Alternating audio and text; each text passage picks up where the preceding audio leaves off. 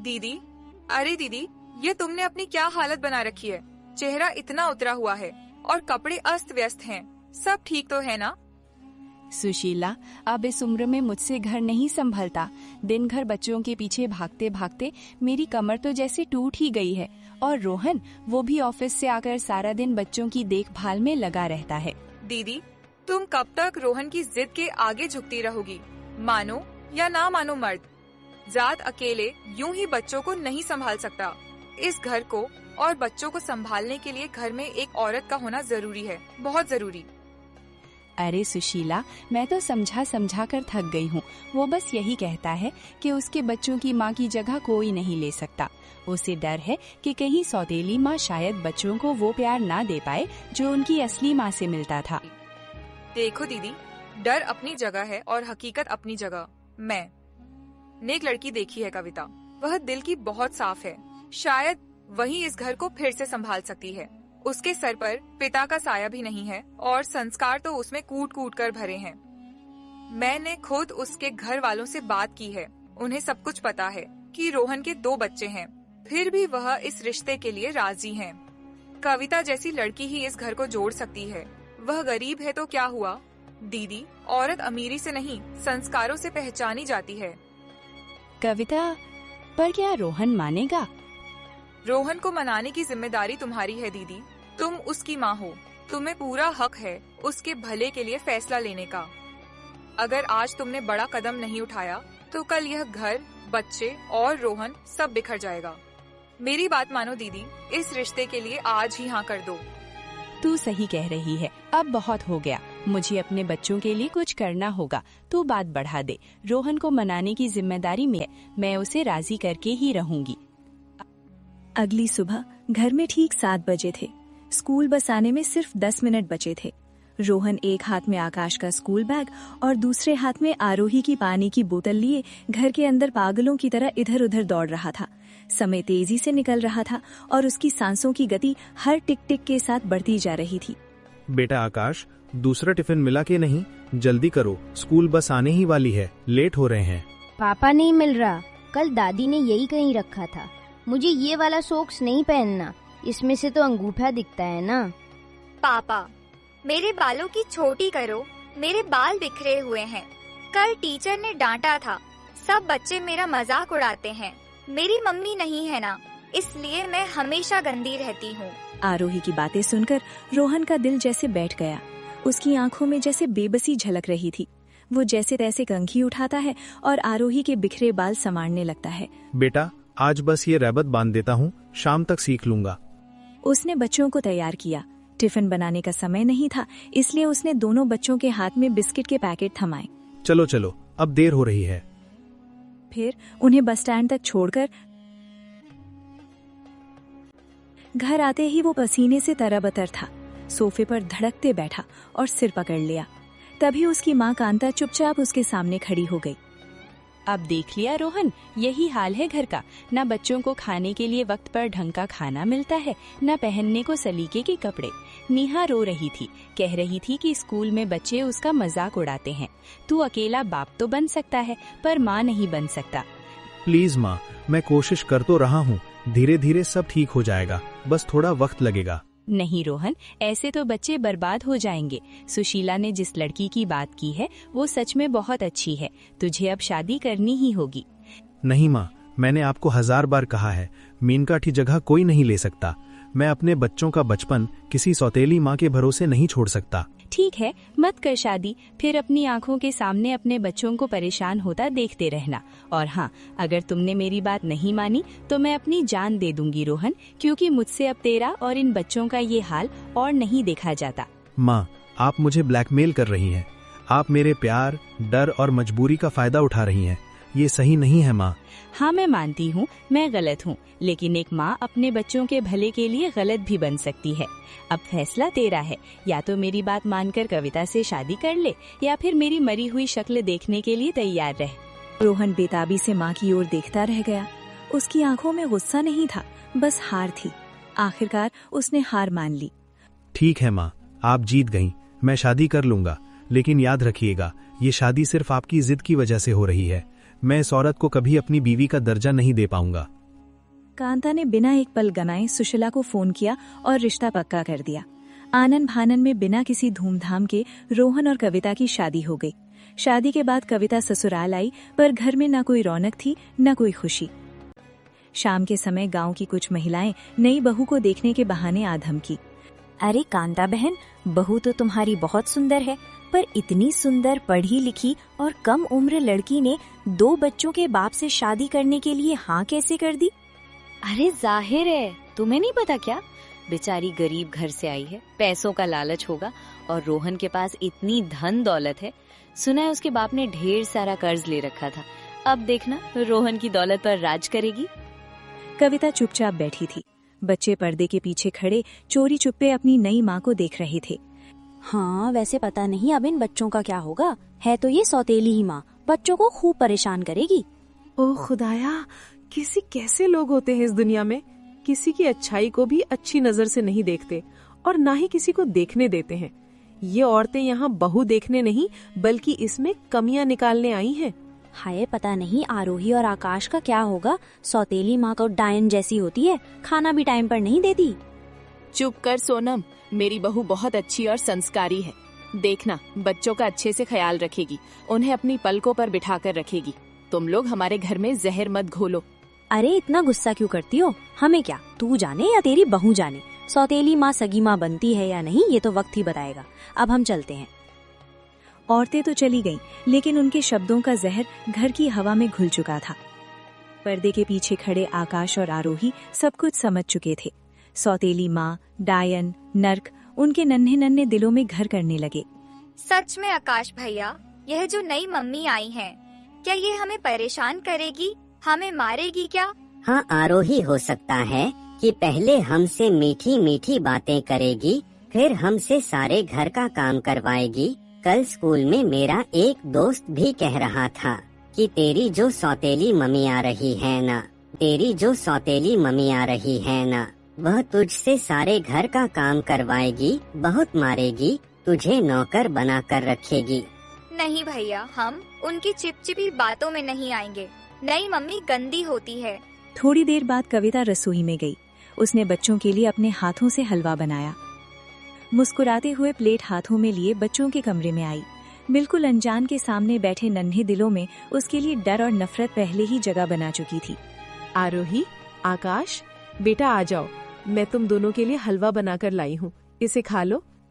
नहीं, हमें नहीं खाना, हमसे दूर रहो। क्या हुआ बेटा, आओ ना, मैं तुम्हारी मम्मी हूँ, मैं तुम्हें अपने हाथों से खिलाती हूँ। आप गंदी हो, आप सौतेली माँ हो।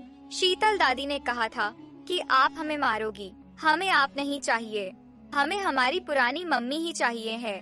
हम आपको कभी मम्मी नहीं बोलेंगे और हमें आपका यह हलवा भी नहीं खाना। ले जाओ इसे। ना कहकर आकाश ने झट से प्लेट जमीन पर पलट दी। हलवा फर्श पर फैल गया। कांच के टुकड़े जमीन पर चारों तरफ बिखर गए और उसी पल कविता की आंखों में आंसू आ गए। ये क्या तरीका है बात करने का आकाश? धीरे धीरे तुम सारी तमीज भूलते जा रहे हो। क्या ऐसे अपने बड़ों से बात करते हो? चलो अभी सॉरी बोलो अपनी मम्मी से। नहीं भैया, हम सॉरी नहीं बोलेंगे। देखा, आपकी वजह से दादी ने भैया को इतनी डांट लगा दी। आप गंदी हो, आप बहुत बुरी हो। बच्चे रोते हुए अपने कमरे से भाग गए और घर में सन्नाटा फैल गया। कविता चुपचाप फर्श पर बिखरे हुए टूटे कांच को समेटने लगी। एक नुकीला टुकड़ा उसके हाथ में चुभ गया। खून बह निकला, लेकिन इस दर्द से कहीं बुरा दर्द उसके दिल में था। मैं जानती हूँ इस घर में रोहन और बच्चों का व्यवहार तुम्हारे साथ बिल्कुल भी अच्छा नहीं है, लेकिन वो दिल के बुरे नहीं हैं। तुम हार मत मानना, मुझे यकीन है एक न एक दिन तुम रोहन और बच्चों का दिल जीत लोगी। जी मम्मी जी, मैं समझ गई।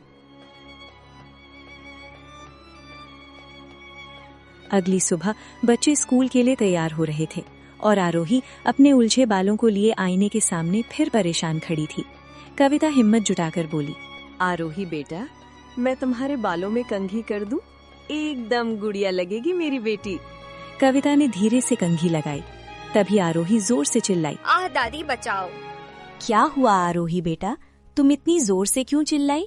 दादी, उन्होंने मेरे बाल खींचे। यह मुझे दर्द देना चाहती है। यह बहुत बुरी है। नहीं मम्मी जी, मैंने तो सिर्फ धीरे से कंघी की थी। मैंने आरोही को कोई दर्द नहीं दिया। मैं तो सिर्फ उसकी बाल संवारना चाहती थी। झूठी हो आप, पापा सही कहते थे, हमें किसी नई माँ की जरूरत ही नहीं है। आकाश अपना स्कूल बैग पैक करने लगा। कविता ने देखा उसकी पानी की बोतल केबल पर रह गई है। आकाश बेटा, तुम्हारी ये बोतल रह गई थी, ये लो। आपने इसे क्यों छुआ? अब ये गंदी हो गई है, मुझे अब ये नहीं चाहिए, ले जाओ। पता नहीं कैसे कैसे हाथ लगाए होंगे, अब मुझे स्कूल में प्यासा ही रहना पड़ेगा। आकाश बेटा, ये क्या तरीका है? वो तुम्हारी माँ है। नहीं दादी, ये मेरी मम्मी नहीं है, ये सौतेली है, ये गंदी मम्मी है। चलो आरोही, स्कूल चले। कविता आंखों में आंसू लिए चुपचाप खड़ी रही। अपमान के घूंट पीते हुए आंखों से आंसू बह रहे थे। उसे लगा था वो प्यार से सब कुछ जीत लेगी, लेकिन नफरत की जड़ें बहुत गहरी थीं। रात हुई, रोहन कमरे में आया। कविता को उम्मीद थी कि शायद पति का साथ मिलेगा। सुनिए, आज वो बच्चे कोई शिकायत नहीं सुननी। मैंने पहले ही कह दिया था, बच्चे तुम्हें कभी नहीं अपनाएंगे, इनसे कोई उम्मीद मत रखना। जी, मैं कोई शिकायत नहीं कर रही हूँ। मैं तो बस बताना चाहती थी कि मैं कोई शिकायत नहीं कर रही हूँ। मैं तो बस बताना चाहती थी कि मैं कोशिश कर रही हूँ। शायद बच्चों को थोड़ा समय चाहिए। देखो कविता, ये शादी मेरी मर्जी से नहीं हुई है। इस कमरे में और मेरे दिल में आज भी सिर्फ मीनका की जगह है। इसलिए अगर तुम्हें रहना है तो अपनी हद में रहना होगा। चाहो तो अलग कमरे में रह लो, और अगर ये सब तुम्हारे लिए सहना मुश्किल है तो दरवाजा खुला है, तुम अपने मायके जा सकती हो, मैं तुम्हें नहीं रोकूंगा। इतना कहकर रोहन ने करवट बदली और लेट गया। कविता वहीं खड़ी रह गई। इस बड़े घर में भी वो बिल्कुल अकेली थी। जहाँ बच्चे उससे नफरत करते थे, पति एक अजनबी बन चुका था और सास चाहकर भी बेबस थी। तभी कविता ने अपने आंसू पोंछे और खुद से एक वादा किया। मैं भागने वालों में से नहीं हूँ। आज से ये बच्चे मेरी जिम्मेदारी है। सौतेली कहलाऊंगी तो भी चलेगा। मुझे यकीन है एक न एक दिन मेरी ममता उनकी नफरत को उनके प्यार में बदल ही देगी। उसने पर्दे के पीछे रहकर घर को संभालने का फैसला किया। अगली सुबह घर का नजारा बदला हुआ था। रोज की तरह रोहन मोजे ढूंढते हुए चला नहीं रहा था। उसके धुले प्रेस किए हुए कपड़े बेड पर बड़े सलीके से पड़े थे। अरे, ये मेरी शर्ट और मोजे आज खुद ब खुद यहाँ रखे हैं। लगता है माँ नहीं रखे होंगे, शायद। तैयार होकर जैसे ही रोहन बाहर आया तो उसने देखा कि गरम गरम नाश्ता लगा था और चाय से उड़ती भाप घर में किसी की मौजूदगी का एहसास करा रही थी। वाह, क्या नाश्ता है! और चाय में अदरक भी बिल्कुल ठीक है। आज की चाय ने तो दिन बना दिया। हाँ बेटा, तुम सही कह रहे हो, चाय में आज वाकई कुछ अलग है। और बच्चों के कमरे में आरोही का स्कूल ड्रेस पहली बार इतनी साफ और सलीके से बेड पर रखी थी। वहीं दूसरी तरफ आकाश की पानी की बोतल धुली हुई बिल्कुल नई जैसी पानी से भरी हुई पड़ी थी। अरे, यहाँ आज मेरी बोतल इतनी साफ कैसे है? शायद किसी ने देख लिया होगा भैया, इसलिए साफ कर दी। हाँ, शायद। कविता ने बच्चों के टिफिन में उनके पसंदीदा स्माइली सैंडविच बनाए और उन्हें टिफिन में पैक किया और कांता के हाथ में पकड़ा दिए। माँ जी, ये टिफिन आप ही बच्चों को दे दीजिएगा। अगर मैंने दिया तो वो फेंक देंगे। आप कह दीजिएगा ये लंच या तो काम वाली ने बनाया है या फिर आपने खुद। मेरा नाम मत लीजिएगा। कब तक छुपकर ऐसे ही सेवा करती रहोगी बहू? काम तुम कर रही हो और नाम मेरा हो रहा है। कोई बात नहीं माँ जी, ये जरूरी नहीं कि ये किसने बनाया है। जरूरी ये है कि बच्चे भूखे ना रहें। जब इनको मेरे हाथ के खाने की आदत हो जाएगी तब नाम भी बता देंगे। कांता ने बच्चों को टिफिन दिया। स्कूल से लौटते हुए उनके चेहरे पर स्माइल थी। दादी, आज लंच बहुत टेस्टी था। मेरे सारे दोस्तों ने भी खाया, कल भी वही बनाना। हाँ दादी, वह पहले वाली भाई तो बिल्कुल भी अच्छा खाना नहीं बनाती थी। आज वाला लंच बहुत टेस्टी था, आपने बनाया था ना? हाँ बेटा, मैंने ही बनाया था। कविता दूर खड़ी सब सुन रही थी। उसके चेहरे पर सुकून भरी मुस्कान थी। दिन बीतते गए और धीरे धीरे घर की हालत अब बदलने लगी। अब घर बिखरा हुआ नहीं था।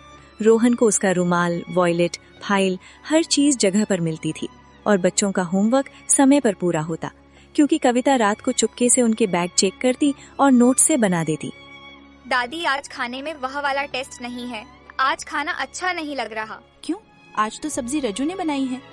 बेटा, जो खाना तुम्हें इतने दिन से इतना अच्छा लग रहा था वो वही बना रही थी, तेरी नई मम्मी, जिसे तू गंदी आंटी कहता है। ठीक है, इतना भी गंदा खाना नहीं बनाती वह। गंदी आंटी। एक शाम रोहन काम से थका हुआ घर लौटा। कविता ने रज्जू को चाय देकर भेजा। रज्जू, तुमने चाय कमाल की बनाई है, वैसी ही जैसी मुझे पसंद है। सच कहूँ तो अब तो मुझे इस चाय की आदत ही हो गई है। रोहन भैया, असल में ये चाय मैंने नहीं